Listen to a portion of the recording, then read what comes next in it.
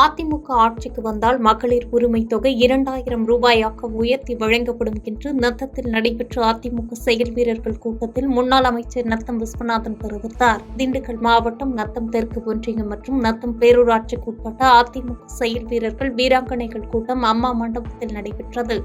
இதில் முன்னாள் அமைச்சர் நத்தம் விஸ்வநாதன் கலந்து கொண்டு சிறப்புரையாற்றினார். அப்போது பேசிய அவர், திமுக அரசு ஆட்சிக்கு வந்த பிறகு 100% வாக்குறுதிகளை நிறைவேற்றிவிட்டோம்.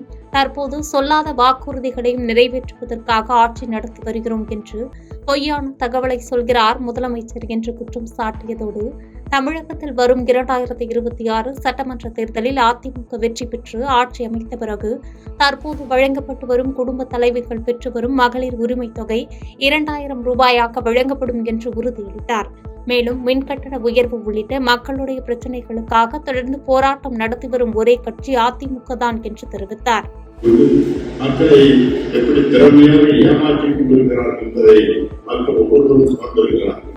இங்கே பார்த்தால் அவர் சொன்ன வாக்குறுதிகளை எதையுமே நிறைவேற்றார். மாணவர்களுக்கு ஆட்சியை அனைத்து இந்திய அண்ணா திராவிட முன்னேற்ற கழகத்தை கொண்டு வந்த மக்கள் திட்டங்களை எல்லாம் ஒவ்வொன்றாக அந்த திட்டங்களை எல்லாம் முடக்கி அதையெல்லாம் இந்த திட்டங்களை எல்லாம் ரத்து செய்து மக்களுக்கு பணம் பெற்ற திட்டங்களை பயனுள்ள திட்டங்களை எல்லாம் முடக்கிவிட்டார். இதுதான் திமுக ஆட்சி செய்த சாதனை. பரம்பிக்குளம் ஆழியார் பாசன திட்டம் தினத்தையொட்டி பொள்ளாச்சி பொதுப்பணித்துறை அலுவலகத்தில் திட்டம் உருவாக காரணமாக இருந்தவர்களின் திருவுருவ படத்திற்கு அமைச்சர் சாமிநாதன், விவசாயிகள், அதிகாரிகள் மலர் தூவி மரியாதை செலுத்தினர்.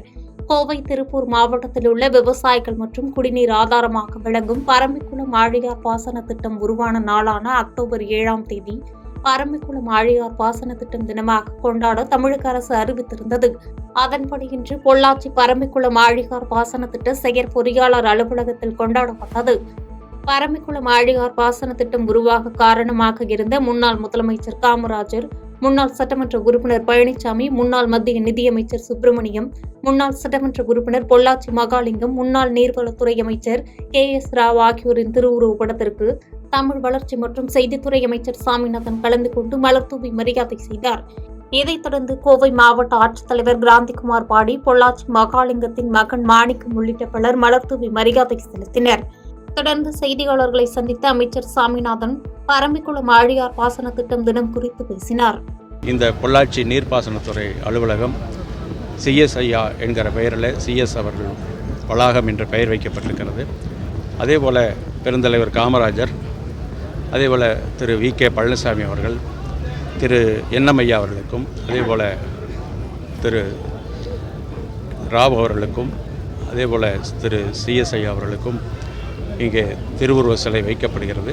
திரு KK ராவ் அவர்களுக்கு ஏற்கனவே அங்கே வால்பாறை அணையில் அந்த சிலை அமைந்திருக்கிற காரணத்தினால் இங்கே இந்த 4 தலைவர்களுக்கு மட்டும், பெருந்தலைவர், அதேபோல் CS ஐயா அவர்கள், அதேபோல் NM ஐயா அவர்கள், திரு VKP அவர்களுக்கு மட்டும் இங்கே திருவுருவ சிலை அமைக்கப்பட இருக்கிறது.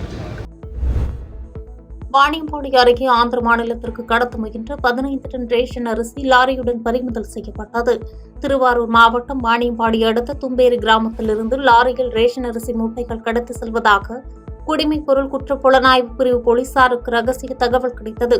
அந்த தகவலின் பேரில் அதிகாரிகள் அப்பகுதியில் வாகன சோதனையில் ஈடுபட்ட போது அவ்வழியாக ஆந்திர மாநிலம் குப்பம் நோக்கி சென்ற கர்நாடக பதிவெண் கொண்ட லாரி ஒன்றை நிறுத்தி சோதனை செய்ததில் 15 டன் ரேஷன் அரிசி மூட்டைகள் இருப்பது கண்டறியப்பட்டது. உடனடியாக லாரியுடன் 15 டன் ரேஷன் அரிசியை அதிகாரிகள் பறிமுதல் செய்து கடத்தலில் ஈடுபட்ட தும்பேரி பகுதியைச் சேர்ந்த சங்கர், சரத் ஆகிய 2 பேரை கைது செய்து விசாரணை மேற்கொண்டு வருகின்றனர். மேலும் பறிமுதல் செய்த லாரியை நுகர்பொருள் வாணிப கிடங்கிற்கு எடுத்து சென்றபோது நேதாஜி நகர் என்ற பகுதியில் நடுவழியில் லாரி பழுதாகி நின்றது. பின்னர் டிராக்டர் மற்றும் JCB இயந்திரத்தின் உதவியுடன் நுகர்பொருள் வாணிப கிடங்கிற்கு லாரியை எடுத்து சென்றனர்.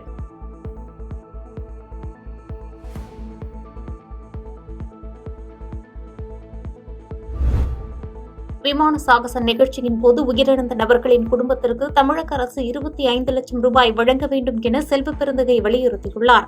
சென்னை ராயப்பேட்டையில் உள்ள தமிழ்நாடு காங்கிரஸ் கட்சியின் தலைமை அலுவலகமான சத்தியமூர்த்தி பவனில் தமிழக காங்கிரஸ் கமிட்டி தலைவர் செல்வ பெருந்தகை செய்தியாளர்களை சந்தித்தார்.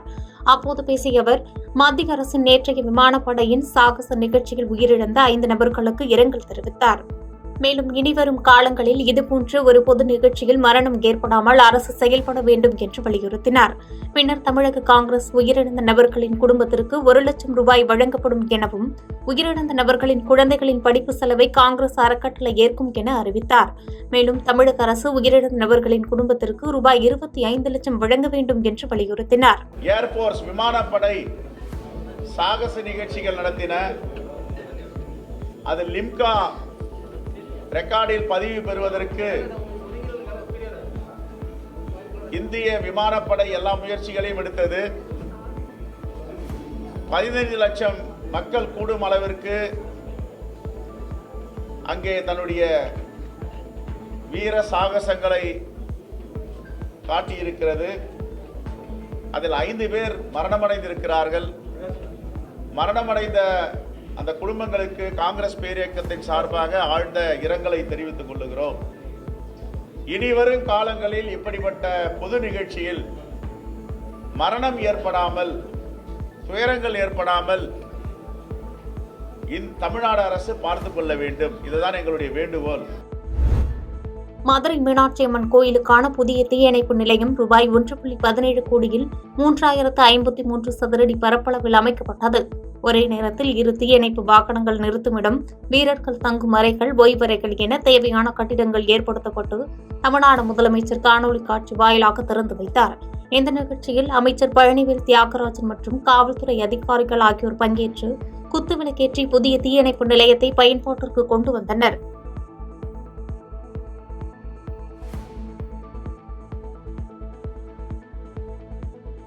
பாதகம் செய்பவரை கண்டால் நாம் பயங்கொள்ளலாகாது பாப்பா. மோதி மிதித்து விடு பாப்பா, அவர் முகத்தில் உமிழ்ந்து விடு பாப்பா. அண்மை செய்திகளை உடனுக்குடன் தெரிந்து கொள்ள இணைந்திருங்கள் இயம்நாடு தொலைக்காட்சியுடன்.